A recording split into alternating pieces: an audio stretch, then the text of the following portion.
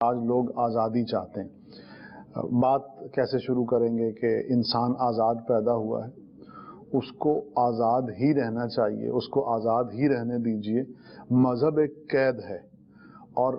انسان کو مذہبی قیود میں جکڑا ہوا نہیں ہونا چاہیے بلکہ اسے آزاد ہونا چاہیے۔ کیا فرماتے ہیں آپ؟ یہ کوئی بات ہی نہیں ہے کہ بھئی کسی قسم کی قید نہیں ہونی چاہیے۔ بات یہ ہے کہ چونکہ مذہب قید لگتا ہے تو لہذا وہاں تو بول دیا کہ انسان تو آزاد پیدا ہوا ہے، مذہبی قیود نہیں ہونی چاہیے۔ تو بھئی انسان آزاد پیدا ہوتا ہے، اس پہ کوئی ملکی قانون کی بھی قید نہیں ہونی چاہیے، اس پر معاشرے کی کسی قید کو بھی نہیں ہونا چاہیے، اس پر کلچر اور ثقافت کی کسی قید کو نہیں ہونا چاہیے، اس پر خاندانی کوئی قید نہیں ہونی چاہیے۔ تو کیا اس کو بھی تسلیم کریں گے؟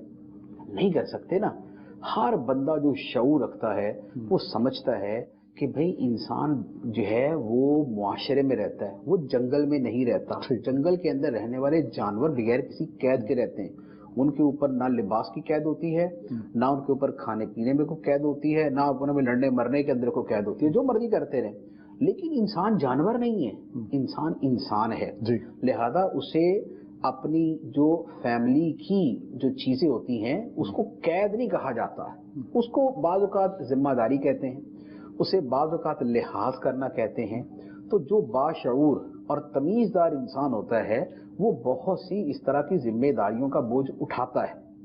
وہ بہت سی ایسی روایات کو اپنے جو ہے وہ ساتھ لے کے چلتا ہے۔ کچھ خاندانی ہوتی ہیں، کچھ اس کی معاشرتی ہوتی ہیں، کچھ اس کی ملکی ہوتی ہیں۔ اچھا باقی کسی کو چھوڑ بھی دے تو ملکی نہیں چھوڑنے والا، ملکی قوانین جو ہے نا وہ کمبل ہے کہ یہ چھوڑے گا، کمبل نہیں چھوڑے گا اس کو، وہ اس کو سیدھا رکھ کے ہی چھوڑے گا۔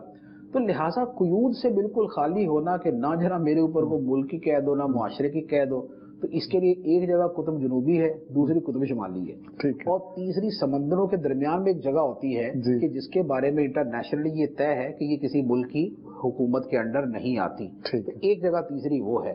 لیکن بات یہ ہے کہ آپ تو ملک میں رہ کے بات کر رہے ہیں نا، نہ آپ قطب جنوبی میں رہتے ہیں، نہ قطب شمالی میں رہتے ہیں، اور نہ آپ سمندروں کے اندر رہ رہے ہیں، اور وہ بھی تو بہرحال قیود تو وہاں بھی ہوتی ہیں، وہاں بھی آپ کو ماننا پڑے گا۔ تو لہذا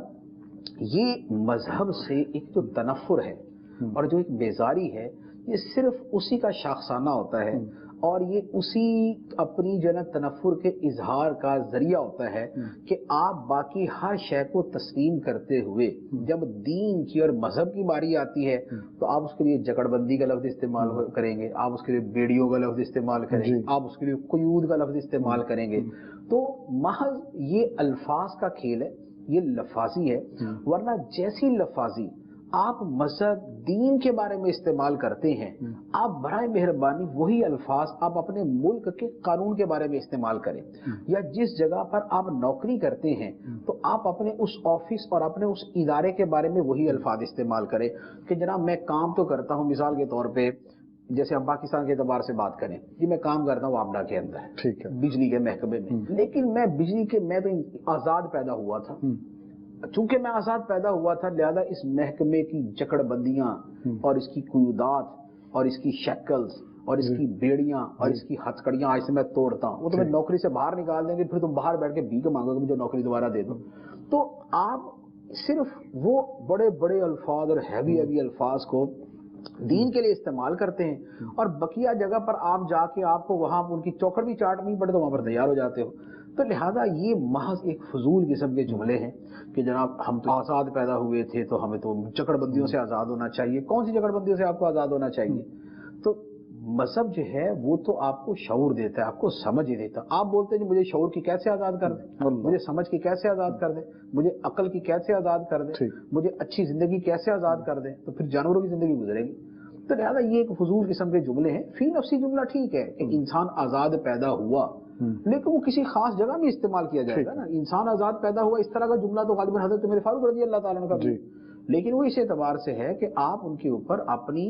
طرف سے ایسی قیود وہ نافذ نہ کر دیں کہ جو عقل کے بھی خلاف ہے، دین کے بھی خلاف ہے۔ اس اعتبار سے اس کانٹیکس کے اندر کسی کا بڑا جملہ ہوگا، لیکن اس معنی کے اندر کہ جناب انسان آزاد پیدا ہوا لہذا ساری زندگی آزادی کو حقدار ہے، تو یہ درویشی والی پتہ نہیں کون سی باتیں جو ہے وہ کر رہے ہیں کہ جناب انسان کو آزاد ہونا چاہیے۔